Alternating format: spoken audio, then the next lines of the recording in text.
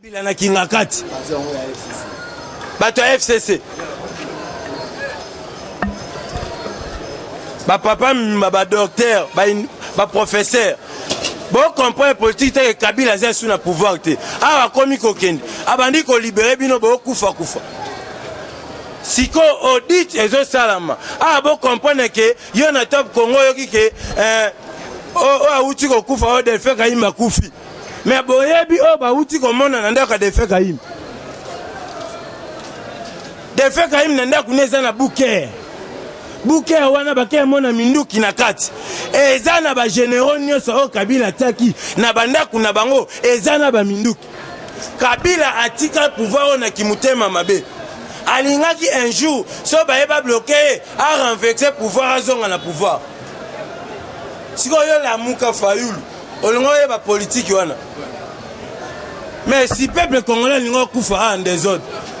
tellement diplomatie à président Félix aye ko comprendre que mutu o so to kene mbangu moto kopela to mema malem yango wana yo ko mona ke na minute o inane o asali baye ko senga ye lutte contre la corruption et impunité mutu o ne so sala mabe na justice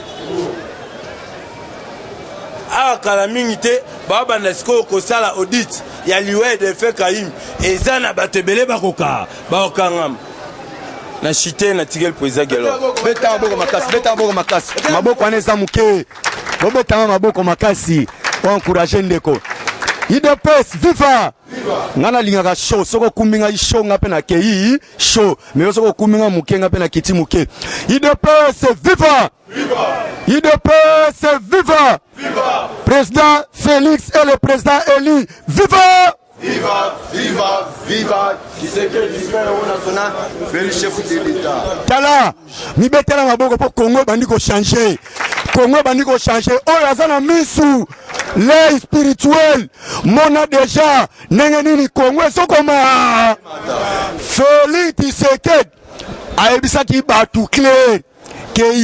avant Atika Bokonzi Tifo Akomisa dernier Congolais milliard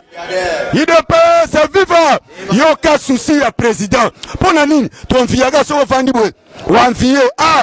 John Warka zana mongo belé pourquoi pas Congolais pe batanga yo namo sikoyo Félix Tshisekedi président de la République aye pour que asala sikoyo ba Congolais ba koma na mongo ebe ba Congolais pe ba biso moko to bana kolona awa na Congo IDPS viva yango na bandi ko yebisa yo boye mi sepela déjà parce que tozi président oyo ngana benga kaye azali deuxième envoyé de parce que premier envoyé ayaka Simon Kimba asali mission na mission esili Simon Kimbango ake tozalaki susu na libérateur mususu te na Congo pe na Afrique mobi nzamba tala lobi te Congo oyo to ba Congolais bakoki kokufa kaka boye te ayesko ko bimisa susu pio na ye oyo abo komo na ye Félix Tshisekedi beta maboko makasi pona Chilombo nzamba bibisi Félix Tshisekedi alobi sikoyo yo bino bo comprendre te tangu batu ya opposition ba bimisa ki ba profession ne utake pa na bango te e utake pa nzambe muta revela ki bango alobi boye wana pa mama bazaiba ye muta prophétisa alobi awa lokola Moïse akufi donc Moïse asala ki déjà mission ya ko bimisa peuple Israël na kati ya Egypte aena bango quelque part mission ya Moïse sali nini esuki siko esengela ki nzambe abimisa scorpion oyo abombaki komo na ezalaki jo yango ngaki mabazai balobi ke Moïse akufi sikoyo Félix Tshisekedi yo sali Josué joasko peuple oyo o mema bango tinaka mais yango phénomène zo salamate tala tilo motala na bisu soki yo osondimaka kate ti lelo obengami okufa na soko ondimaka bokonza Félix Tshisekedi obengami okufa na yo kufa mais biso to lingi te bokufa nanu avant bozela botala ndenge Congo eso koma miroir d'Afrique IDPS viva beta boko makasi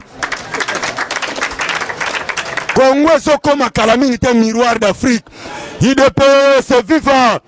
parce que Chilombo koyaka nenga soya boye retourne nenga kosonga boye mbala moko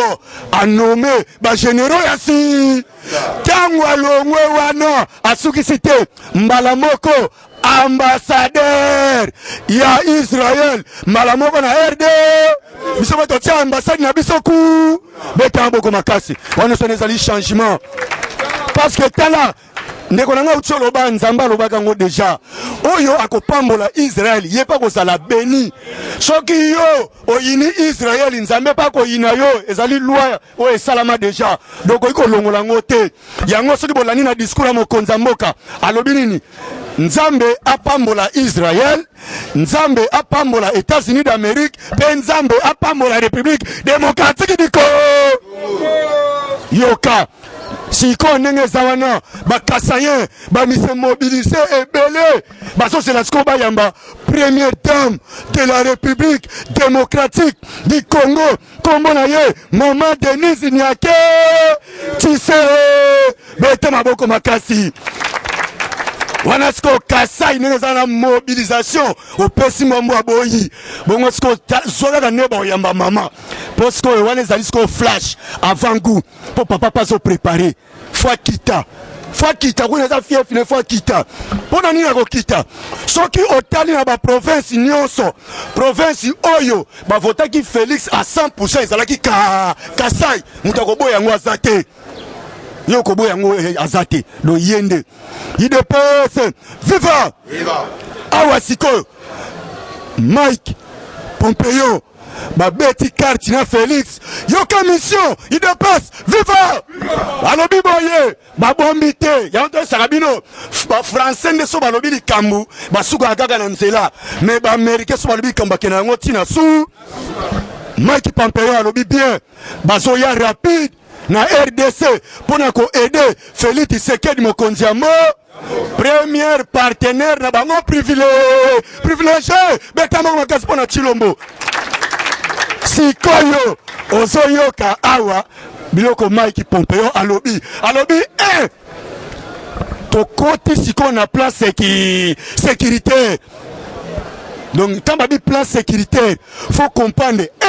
na justice malamoko somona ba troupe américain basoya awa okomona bango ba troupe américain bakoya awa deux sur plan économique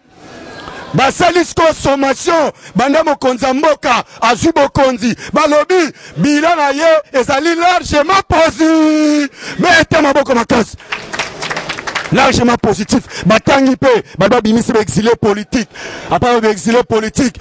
virus Ebola asilisi yango apesi gratuité tozomona pe misala ba infrastructure ndenge salama baso de muto yango wana elingi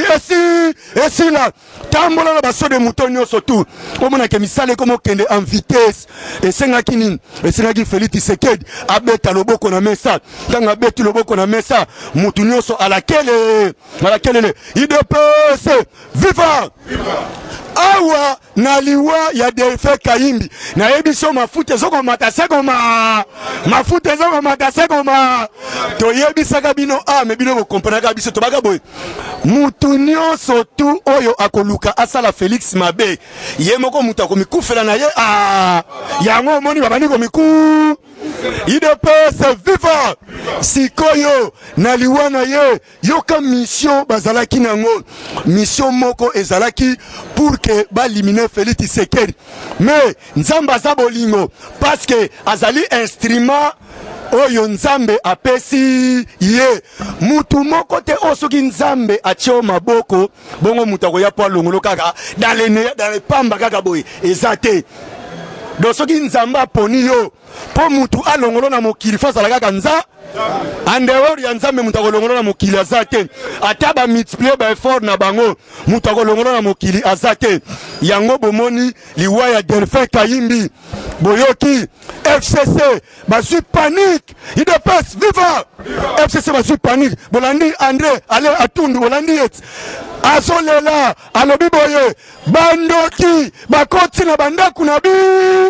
tolobi atala ndoki siko sobanga ndoki bolandi alobi ya ini main noire dans nos maisons tangu mutu alobi ke ya ini main noire c'est que main noire ezani eza mulilit bandoki bango moko bata misala mabe bakomo banga susu misala ma sikoyo babeleli bakomo reconnaître sikoyo que le président Félix et le président Elini bete maboko makasi yango omoni alobi bien tosengi na mokonzi ya mboka Félix Tshisekedi Tshilombo asekirize biso asekirize kaka mutu moko te mais asekirize biso nyonso wana ezali bakor oyo tosinyaki bosinyaki yango yona na butu to na UDPS viva biso toyebisaki bango ke tokosekirize nde autorité morale na bango mais tomoni tozosekirize ye mais ye azolakisa biso kaka double face sikoyo esengeli sikoyo Tshilombo nde nayesaka bino na minute oyo makambo ya ji to sikoyo abu ye mpe face na agene UDPS viva ye mpe mikolo akoma esprit eza lokola otieto UDPS viva awa sikoyo likambo ya Delphin Kayimbi ndenge eza wana bozela bozomona milongo ndenge bato bazokangama bato bako